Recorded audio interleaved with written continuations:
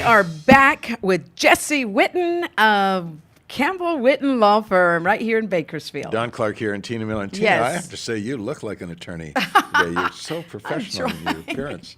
Thank you. Very, very. Listen, one of the top, and if not the top movie in the country right now is called Straight Outta Compton. And it's about the history of rap music. And one of the strong themes of the music is the intense animosity between the police and the can I call it the ghetto community or the black community? Let me just call it the black community. Low-income community. The low-income community. Is really and maybe that's Oildale, I don't know. But are you seeing that here in Bakersfield? What do you see in your clientele and in the general patterns and trends here in our city? Well, I would say more than race, it is the neighborhood where you live. Mm-hmm. And I mean, there's two sides to this. These are high crime areas. So, but then unfortunately, sometimes the officers get the attitude that everybody in these areas is a potential criminal, and they sort of start treating everyone in these areas like that. And so it's tough to say. I don't think it's racism as much as just sort of stereotyping and just saying, well, if you look a certain way, dress a certain way, or in a certain area, we're going to treat you like a criminal because we feel that there's a decent enough chance you are. We're not going to take the chance. And so a lot of this comes down to police officers, law enforcement wanting to protect themselves. So they sort of train to assess threats. So anytime they see someone who looks a certain way, maybe there's a 20% chance or 25% chance that person is a dangerous person. So to them, that's enough to treat them like that. To where in other areas, people who look differently, there's a very low probability that they're a threat, and so they're not treated like one. And so there are a lot of times the moment these confrontations start, that's, we talked about how people can't believe what it's like to be treated like a criminal. And that's the objection by the people that live in these areas, is they're almost constantly treated like a criminal. And it's interesting, after watching that movie, Straight Outta Compton, my wife was like, well, why don't they just cooperate with the police? Why do they got to get the attitude going? And it's a fair question, because it seems like, well, people are like, well, you know what, they're bringing it on themselves. If they would just be respectful to the officers, and they wouldn't have to deal with this.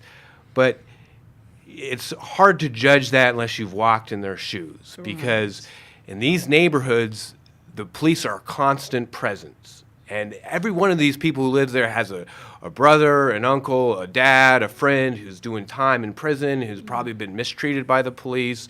There's a distrust for law enforcement, distrust of the legal system.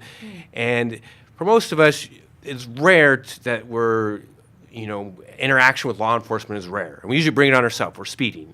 We get pulled over and we're like, okay, you caught me. And there really is no point in us, making a big deal or being resistive at all. But it's a little different in these areas because it does feel like harassment to these people a lot of times. They can't just walk down the street, and these officers, they call them street checks. They'll line them up and question them, and they don't have to be doing anything wrong. They'll make assessments on they'll use that against these people later on. They may have, we had 5 street checks, and every time we found him hanging around gang members. Never had drugs on him, never had anything wrong. And a lot of the people in these areas are gang affiliated. It's very easy to be considered gang affiliated. It's almost impossible to become ungang affiliated. So it's tough. It's a tough situation, but that's what, and I get calls when the officers are at their door, and the way they're treated is terrible. The officers are yelling at them, telling them they can't get any clothes for their kids, and they're going to ransack and tear apart their house, and how dare they talk to an attorney. And, if they get a warrant, if they make them go get a warrant, they're going to be sorry, because they're going to come back and tear apart their house. And, and then in the end, the police report will just say they consented. After 45 minutes, they'll say they consented to a search of their house. I had a client who told me he was being harassed by the police, and we actually won a suppression motion. The officers didn't have a right to go in his house. But you're always kind of skeptical. But then I just happened to be on the phone with him. This was completely random, and he gets pulled. He's like, "Oh, I'm getting pulled over right now." So you're listening to so the I'm listening interaction. in, and the officer comes to his door. He's like, "Hey, what are you doing?" And the guy's like, hey, why'd you pull me over? And the officer's like, I don't need a reason to pull you over. I mean, this is constitution. You do need a rule to pull it. And he was right. I mean, the way he was being treated, the officers knew him, and they'd sort of, for whatever reason, and he actually didn't really have any criminal record, but he hung out with people who did, so they kind of saw him, I think, as a target, maybe lean on him, get him maybe to give up some other guys. I don't know, but so it's tough. I would just say that there's two sides to that. I understand the police position, but I would encourage them to follow the rules. And Are you one of those who encourage or advocate or recommend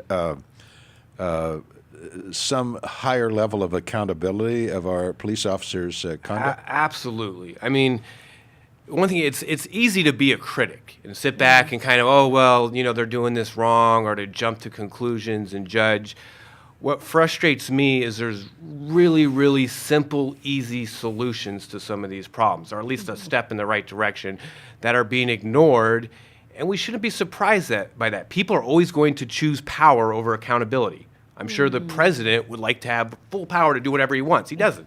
Even the president, there's checks and balances and accountability, and that's the way our government works. And so simple things like even just an audio recording would make such a huge difference. And most of these cases are not unexpected. There's not like somebody who just goes running down the street with a gun.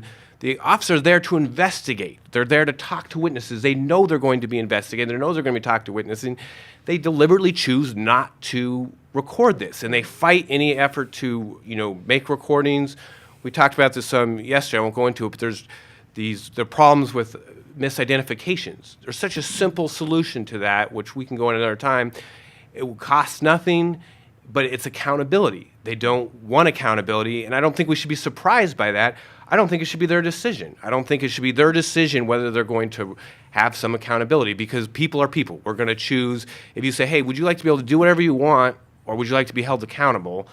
People are going to say, well, I'm going to choose to have the power to kind of choose and do what I think is necessary. So a lot of times they decide on a suspect. This is our suspect. And then they want to do everything they can to get a conviction on that person. And that's kind of proving their hunch or whatever correct. And so I don't know that we should judge them. I just think the decision should be taken out of their hands. I think an audio recording with the technology we have today would be so simple. All right.